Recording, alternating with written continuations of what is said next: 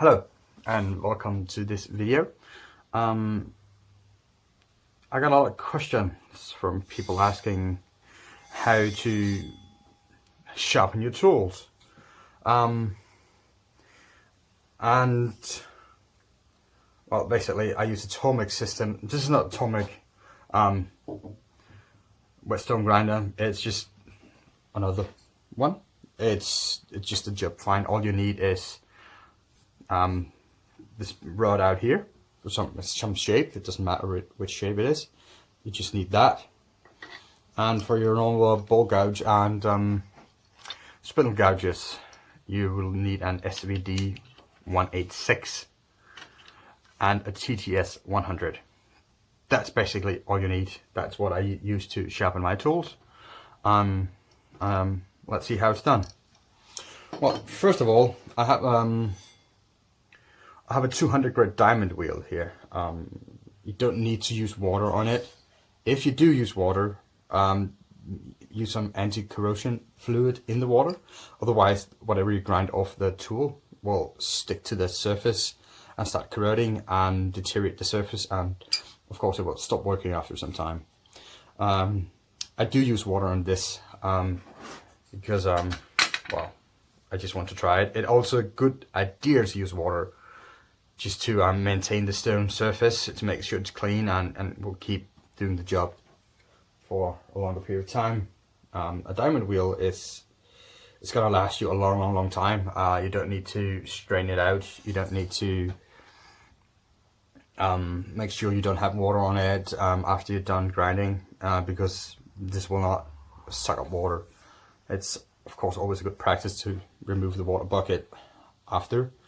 But so this tool here is my 16mm ball gouge. I have been a bad boy and I think I dropped it on the floor or something because I got a really big nick on it. I don't know if you can see that, but yeah, right here. That's why I have a 200 grit on at the moment. So because I need to take a lot of material off, and the steel on this tool is pretty hard, so it should take quite a while. But let's get down to the nitty gritty. This here is a 45-degree angle, and 45 degree is what I use for a lot of turning. It's versatile for me and I enjoy it. If you're not sure what angle you have, the TTS-100 from Tormek here does have this angle, angle finder on the side here. As you can see, this is 55mm and it's wobbling, it's not good. 30 degrees, sorry, it doesn't go to the bottom. 45, it fits like a glove. Okay, so what we want to do, it doesn't matter how big your gouge is, it's just a matter of let's just do it like that. It's a matter of what angle do you want. And for ball gouges and SVD-186 is this column over here, and 45 degrees is the first line. Actually, it's the second one as well, but for some reason they put the same thing twice. It's a Swedish manufacturer, so you know, Swedish are not always perfect. That's a joke. Okay, so 45 degrees, jig setting needs to be 2. And jig setting is always the jig you use to holding the gouge or the tool you need to grind. In this case, we got, let's just put it like this. We got some numbers here, and we got an arrow there. So when that's set up and pointing towards number 2, you can follow the small grooves up here, zip like that, all the way. It goes to number 2, and you got the right setting on this.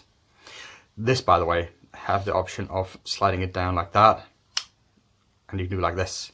This is only used like this is only when you want to remove the heel, like this portion here, like some special grinds have.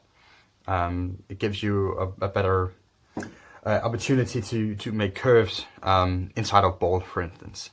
I don't do that because I find other ways to do it, but in this case we just need to put it here, tighten it down, make sure this can twist. That's good. So that's set for number 2. Next we need P65, and P stands for protrusion. It's an English word.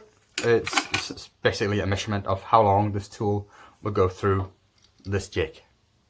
Okay, and on this here we have 55, 65 and 75 millimeters protrusion. It's on the back side. I keep it up here for the purpose of this video. Normally I will have it on the table, but it got this little edge here so it doesn't slide off. It's probably going to be a bit difficult for me doing like that because I'm not used to it, but we'll try anyway. I just put the gouge in here. I don't tighten it, I can still move this. And we just hold the gouge up to the end. Make sure it's flat with the TTS-100, that's the plastic piece here by the way. The gouge is flat with this piece and this piece, so you got the correct measurements. And make sure you don't go twist like that or like this, because you get a incorrect measurement. So that's it. That's set up now, and that's ready to go.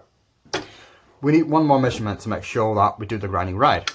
And in this case, we can see hole number A, and that's the distance from the rod to the wheel. And hole number A is this hole.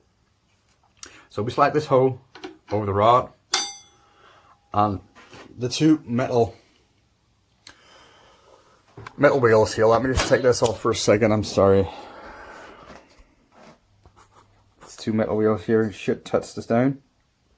And as you can see, that's not too bad, it's actually really good. Basically because that's always the way I use this. I almost never change that. Let me see. Okay. Well, there you go. So now we're ready to do some grinding. If you need to adjust this, you just loosen the two nuts here, and you got a small nut here that you can do for like exact tweaking of this rod. So it's perfect. Make sure that's locked down. It's a good idea to use a magnet in the water if you use water. That will suck up all the metal that you grind off, and it will stick to the magnet. So you just clean the magnet, so you don't have to. There you go. So you don't have to clean the entire tray here, water tray. Okay. I can adjust the speed on this here. I want to make sure that it goes as fast as I can, but not as fast as the water gets spraying out. See, now it starts spraying, that's too fast. You don't want to lose the water, or you don't want it all over the workshop. Something like that. That's pretty good. And now it's just a matter of sliding this over, like that, and start grinding. When you use a diamond wheel like this, oh, there you go, the magnet got stuck to the stone. Let's see if we can do that in any other way. I know I have a magnet here somewhere, an extra one.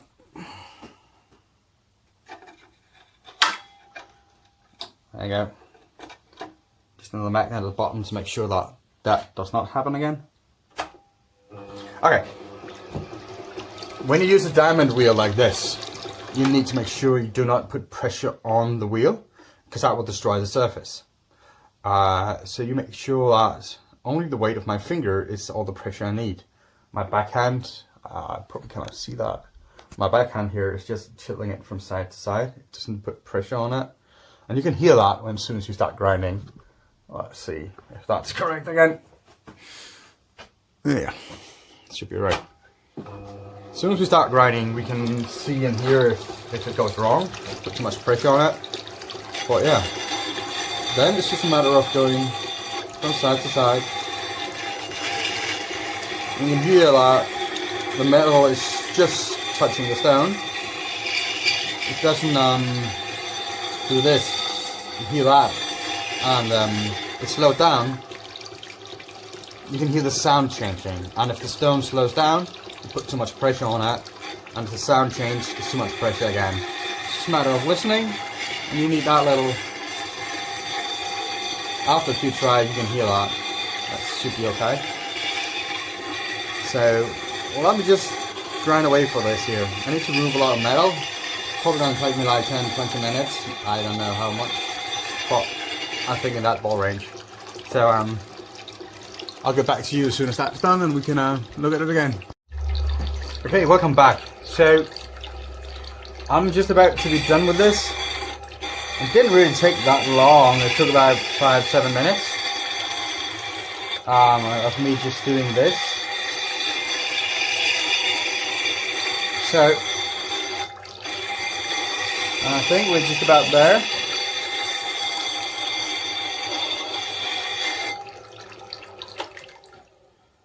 Yeah, that's good. So we can see here